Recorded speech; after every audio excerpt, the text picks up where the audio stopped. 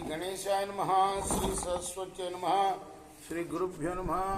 భక్తులరా, వ్యాసప్రోక్త మహాభారత ఇతిహాసం యథాతథంగా చెప్పుకున్నాం. ప్రతి శ్లోకం దాని అర్థం. ఇందులో భాగంగా నిన్నటి వరకు మనం ఆది సభారణ్య విరాట ఉద్యోగ భీష్మ ద్రోణ కర్ణ శల్య సౌప్తిక స్త్రీ పర్వాలనే 11 పర్వాలు పూర్తి చేసాం. 12వ శాంతిపురంలో కూడా 221 అధ్యాయాలు పూర్తి చేసి 222వ అధ్యాయంలోని 34వ శ్లోకం వరకు చెప్పుకున్నాం. ఈ రోజున 35వ శ్లోకంలో కొనసాగిద్దాం. కొనసాగించే ముందు వ్యాస భగవాను ప్రార్థన చేసుకుందాం. వ్యాసాయ విష్ణు రూపాయ వ్యాస రూపాయ విష్ణవే నమో వై బ్రహ్మనిధయే వాసిష్ఠాయ నమో నమః. నారాయణం నమస్కృత్య నరం చైవ నరోత్తమం దేవీం సరస్వతిం వ్యాసం తతో జయముదీరయేత్. అంజనానందనం వీరం జానకీ శోకనాశనం కపీశ అక్షంతారాం వందే లంకా భయంకరం.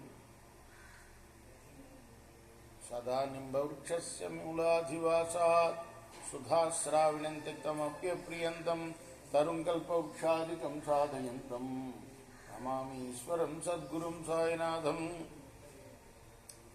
సమర్థ గురు సాయినాథ్ మహారాజ్ की जय.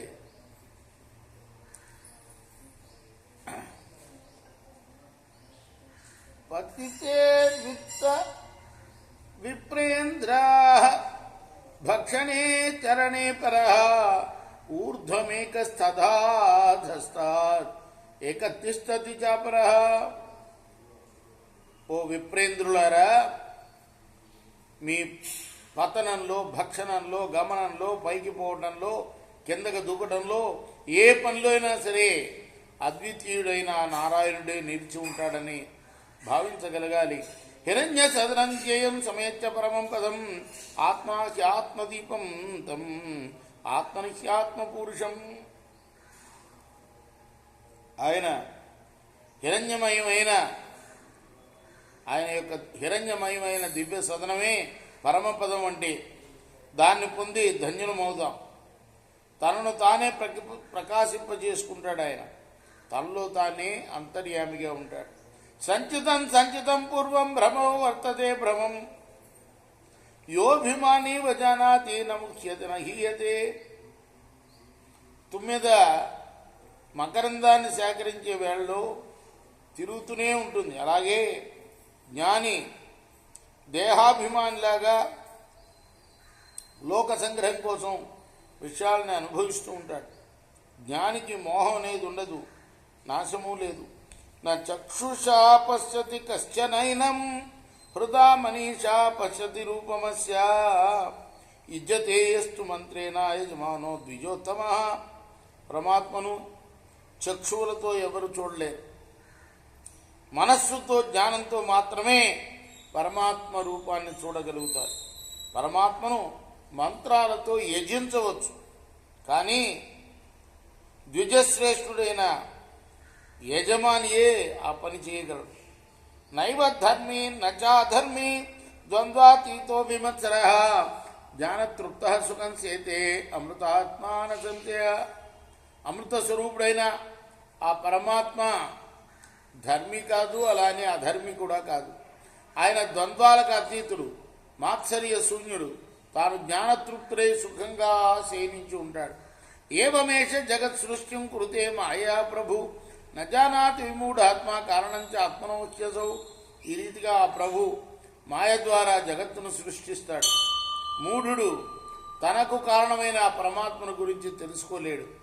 ఝాతా ద్రష్టా తథా మంతా బోద్ధా దృష్టా నయేవ సహ కో విద్వాన్ పరమాత్మానం అనంతం లోకభావనం ఎత్తు శక్యం మయా ప్రోక్తం గచ్చత్వం పునిపుంగవ.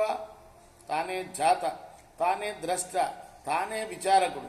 కనిపించే వస్తువులను గ్రహించగలిగేది తానే. సమస్త లోక స్రష్ట అనంతుడైన ఆ పరమాత్మను ఏ పండితుడు ఎరగగలడు? నాకు చేతనైనంతలో చెప్పాను అంటున్నాడు సనత్ కుమారుడు మునిశ్రేష్ఠులతోటి. భీష్మ ఉవాచ ఏవం ప్రణమ్య విప్రేంద్ర జ్ఞానసాగర సంభవం సనత్ కుమారం సందృశ్య జగ్ముస్తే రుద్రం పునః.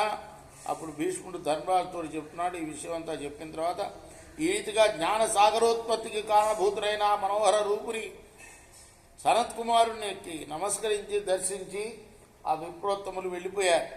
తస్మాత్వమపి కౌంతేయ జ్ఞానయోగ పరోభవ జ్ఞానమేవ మహారాజా సర్వ దుఃఖ వినాశనం. కాబట్టి కౌంతేయ మహారాజా నువ్వు కూడా జ్ఞాన అంటే ధర్మరాజుడు చెప్తున్నాడు నా భీష్ముడు, నువ్వు కూడా జ్ఞానయోగాసక్తులు కమ్మవయ్యా.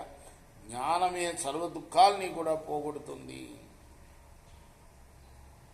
ఇహం మహాదుఃఖ సమాకరాణం రుణాం పరిత్రాణ వినిర్మితం పురాణ పుంసా ఋషినా మహాత్మన మహామునీనాం ప్రవరేణ తద్ధ్రువం. మహాదుఃఖంలో మునిగిపోయిన మానవుల యొక్క పరిరక్షణ కోసం పూర్వం పురాణముని మునిశ్రేష్ఠులు మహాత్ముడైన నారాయణ ఋషి అందించిన జ్ఞానం ఇది. ఇది నశించనిది సుమా అని భీష్ముడు చెప్పాడు. మళ్ళీ యుధిష్ఠిరుడు అడుగుతున్నాడు, యదిదం కర్మలోకేస్మిన్ శుభం వా యది వా శుభం పురుషం యోజయేచ్చేవా ఫలయోగేన భరత కర్తాస్తి తస్య పురుషः ఉతాహో నేతి సంశయ ఏతజ్ఞాన తత్వేన తత్తః శ్రోతుం పితామహ. ఓ పితామహ, తాతయ్య, పురుషుడు లోకంలో శుభాశుభ కర్మలను చేసి వాటి ఫలితాలను అనుభవిస్తున్నాడు. వాస్తవంగా ఆ కర్మలకు తాను కర్త అవుతాడా లేదా, ఇది నా సందేహం అయ్యా. దీనికి తాత్వికమైన సమాధానం కావాలి నాకు అన్నాడు. అత్రాప్యుదాహరతీం తీమం ఇతిహాసం పురాతనం ప్రహ్లాదస్య చ సంవాదం ఇంద్రస్య చ యుధిష్ఠిర. భీష్ముడు చెప్పడం ప్రారంభించాడు. ఈ విషయంలో ప్రహ్లాదుడికి ఇంద్రుడికి మధ్య జరిగిన సమాధానం ప్రాచీన ఇతిహాసంగా పెద్దలు ఉదాహరిస్తుంటారయ్యా. ఏ ప్రశ్న అడిగినా దానికి ఒక ఇతిహాసం అంటే ఇది ఇలా జరిగింది, జరిగిన కథ ఒకటి వినిపిస్తాడనమాట భీష్ముడు వారు. ఆ కథ రేపు మనం చెప్పుకుందాం. కృష్ణార్పణమస్తు. సాయి కృష్ణార్పణ. స్వస్తి ప్రజాభ్య పరిపాలయంతాం న్యాయేన మార్గేణ మహిమహిష గోబ్రాహ్మణేభ్య సోమస్తు నిత్యం లోకా సమస్తా సుఖినో భవంతు. కృష్ణార్పణమస్తు. సాయి కృష్ణ.